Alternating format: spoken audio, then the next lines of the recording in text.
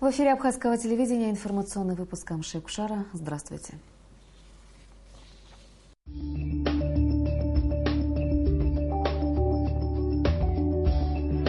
Заседание Кабинета министров. Реанимобиль районной больницы. Минздрав передал Гудаутской ЦРБ многофункциональную машину скорой помощи. Тиражом 1000 экземпляров издан абхазский биографический словарь.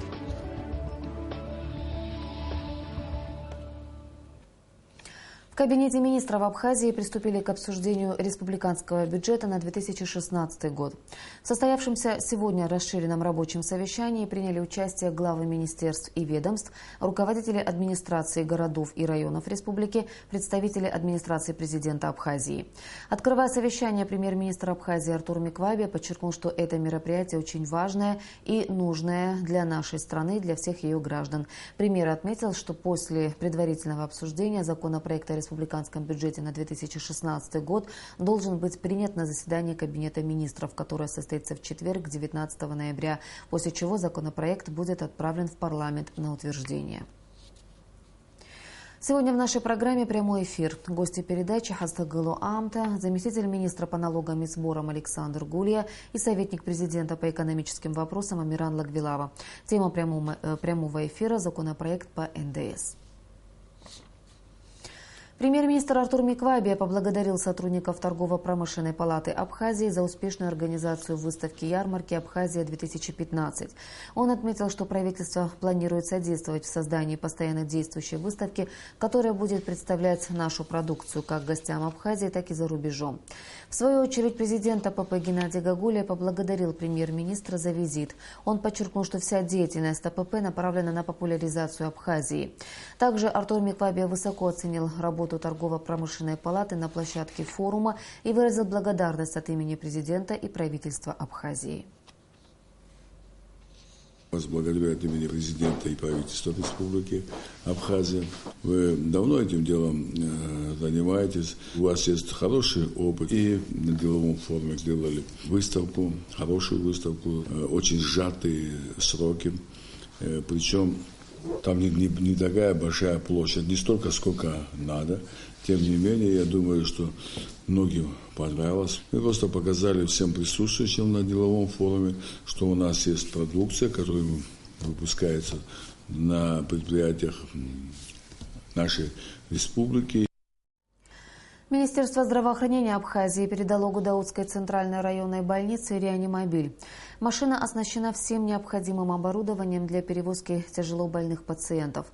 У центральной Гудаутской больницы раньше не было подобной скорой помощи. По словам исполняющего обязанности главврача Гудаутской ЦРБ Хаджирата Шамба, с появлением реанимобиля перевозить тяжелобольных людей будет возможно без риска для их жизни.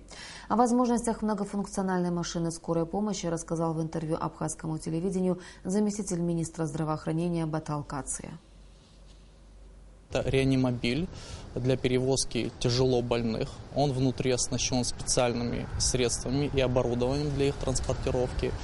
То есть это реанимационные пациенты, нуждающиеся в особой транспортировке с повышенными комфортными условиями, в том числе и со спецоборудованием. Он не предназначен для транспортировки только в одно лечебное учреждение, то есть он будет использоваться по необходимости, в зависимости от показаний и тяжести состояния пациента. Если необходимо будет его транспортировать в республиканскую больницу города Сухум, он будет транспортирован сюда. Если же будет рекомендован вывоз за пределы Абхазии в сопредельный Краснодарский край, то на нем возможно сделать и это.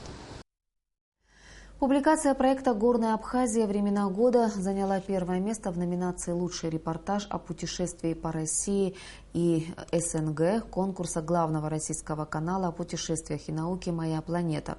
Автор проекта Тенгиз Тарба в интервью Абхазскому телевидению отметил, что главной победой для него стала оказанная поддержка.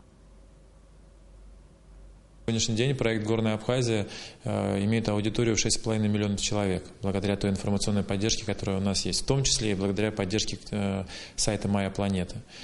Поэтому для Абхазии и такой проект имеет важное значение по совершенно разным причинам, не только с точки зрения туризма, но и с точки зрения сохранения наших традиций, сохранения нашей экологии и знания о нашей стране. Больше всего я рад тому, с каким теплом, рвением и желанием помочь нас поддержали все.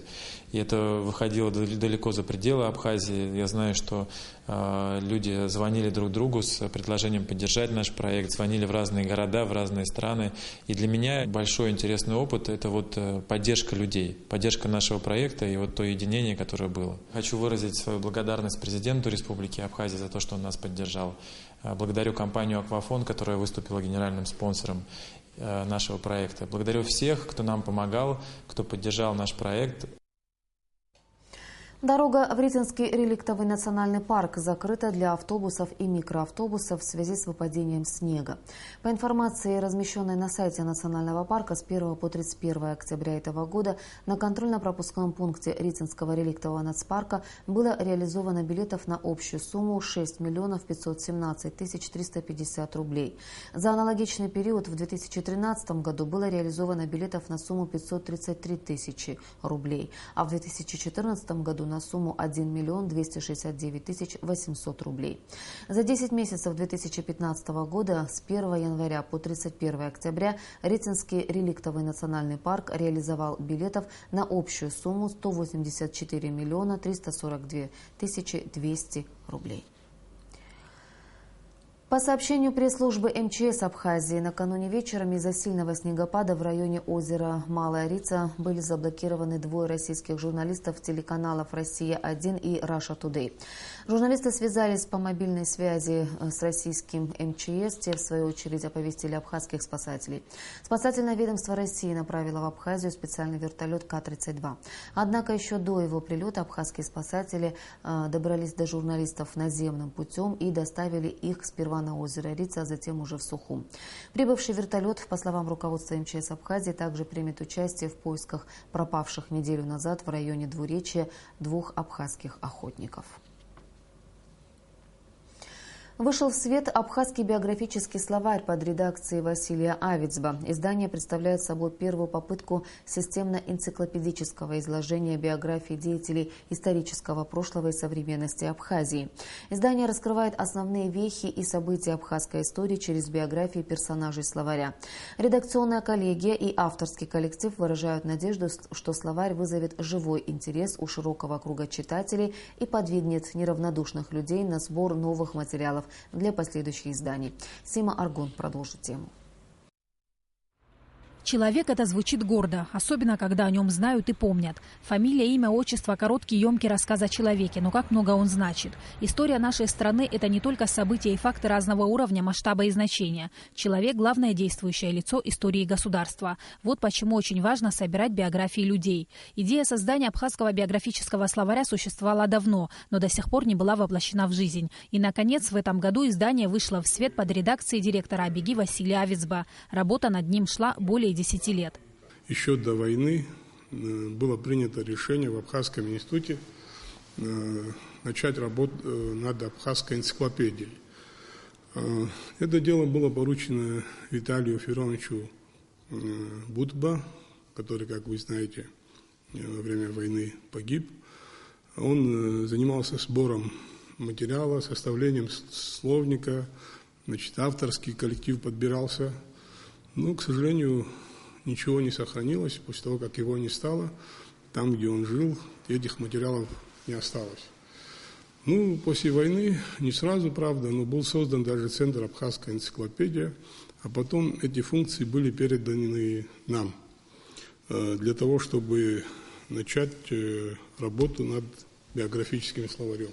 В подготовке издания приняли участие специалисты, представляющие различные научные учреждения Академии наук Абхазии. С самого начала работы авторский коллектив столкнулся с некоторыми трудностями. Преградой для выполнения поставленной задачи стало отсутствие архивной базы. Как известно, во время Отечественной войны народа Абхазии грузинскими оккупационными войсками были уничтожены важные архивные документы.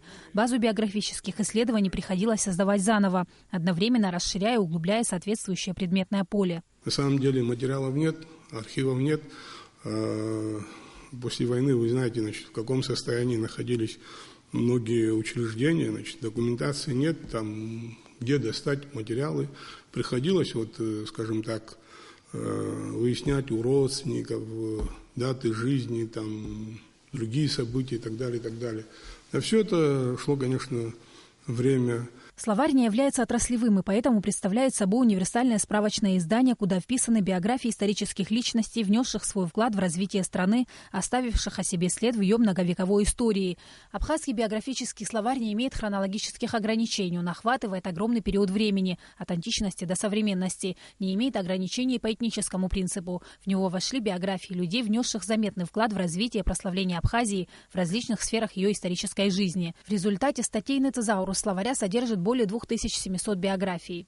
В основном, конечно, на 90% словарь состоит из тех людей, из тех личностей, из тех персоналей, которые внесли, ну, конечно, здесь тоже разные. Прежде всего, выдающийся вклад, да, вот. Во-вторых, значит, большой вклад и так далее, по нисходящей. Вклад в развитие той или иной области, тем, чем человек занимался. Юрий Дмитриевич Анчабадзе написал, допустим, такую брошюру еще в 2002 году, как работать над биографическим словарем. Тут концепция, структура, методология там, и так далее. Мы во многом исходили из этого, потому что самый главный вопрос – это что? Это критерий. Ну, у него была ярко выраженная позиция только писать о тех, кто ушел уже из жизни. Он в чем-то был, конечно, прав. Но, с другой стороны, представить вот уже изданный словарь без многих тех, кто, слава богу, жив, тоже не представляется. Словарь вышел тиражом 1000 экземпляров. По словам редактора, это своего рода пробное издание. С учетом дальнейших замечаний и дополнений, возможно, он будет переиздан. Абхазский биографический словарь уже красуется на полках книжных магазинов. Стоимость одного экземпляра – 1000 рублей. Сима Аргунас, Тамур Гошба, Алексей Гухава, Абхазское телевидение. 17 ноября – Международный день студентов, или, как его называют иначе, День студента. На протяжении многих лет студенты Абхазского государственного университета проводят в этот день концерты, различные развлекательные мероприятия. О том, как отметили праздник сегодня в Агу, расскажет Рената Шакая. Студенты Абхазского государственного университета не только участвуют в различных фестивалях, выставках, конференциях, активно проявляют себя в творческой и научной деятельности университета, в реализации проектов, но и сами являются инициаторами различных проектов и идей. Важным событием в ВУЗе является подготовка и проведение культурно-массовых мероприятий, в которых особенно ярко проявляется творческий потенциал молодежи. Это и посвящение в студенты, Международный день студента. К этому учащиеся подошли очень ответственно. Каждый факультет подготовил свою программу.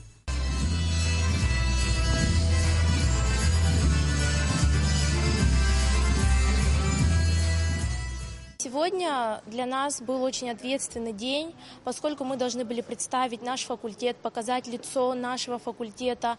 Мы должны были показать, на что мы способны.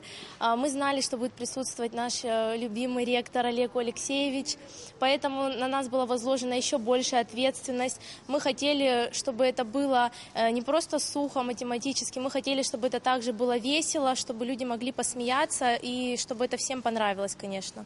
Следует отметить, что к настоящему времени Абхазский государственный университет постепенно переходит на двуступенчатую систему высшего образования, которая является традиционной для Европы. Первая ступень – бакалавриат, вторая – магистратура, затем аспирантура и докторантура. Как отметила студентка АГУ Илана Ласурия, она планирует продолжить учебу в стенах родного университета.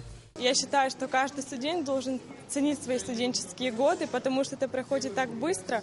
Я, например, уже первое время я хотела закончить побыстрее универ, но сейчас для меня это так тяжко. В этом году я заканчиваю и не хочу уходить с универа, и я думаю, что буду продолжать специалитет. Ректор Абхазского государственного университета академик Олег Угварами поздравил студентов и пожелал им успеха в учебе. Ректор отметил, что несмотря на любые сложности, которые возникают у студентов в процессе учебы, он должен быть нацелен на то, чтобы стать квалифицированным специалистом в той или иной области. Каждый студент – это индивидуальность, иногда не очень старающийся учиться, иногда что-то не получается. Но у нас есть блестящие ребята, которыми мы можем гордиться абсолютно в любом государстве. Я всем вам желаю успехов. Студенческая жизнь – это не только процесс приобретения знаниями и профессиональными навыками, это еще и важный этап развития и становления личности, определения его будущего социально-культурного статуса. Поэтому студенческая жизнь в ВАГУ многогранна. Она сочетает в себе и учебу, и науку, и общение, и возможность проявить себя в различных направлениях – от культурно-массовых и спортивных мероприятий до научных проектов. Мы, первокурсники, вступая в ряды абхазского студенчества, торжественно клянемся быть верными единому духу студенческого братства. Клянемся! Клянемся! Рената Шакай, Тимур Гугохи, Абхазское телевидение. Сейчас сообщение Нацбанка о курсах иностранных валют. Доллар 65 рублей 48 копеек, евро 69 рублей 78 копеек. И о погоде.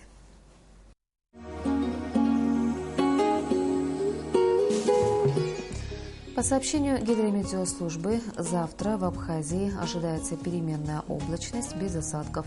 Температура воздуха ночью плюс 5-7, днем плюс 12-14 градусов. По Сухому переменная облачность без осадков. Температура воздуха ночью плюс 6, днем плюс 13 градусов.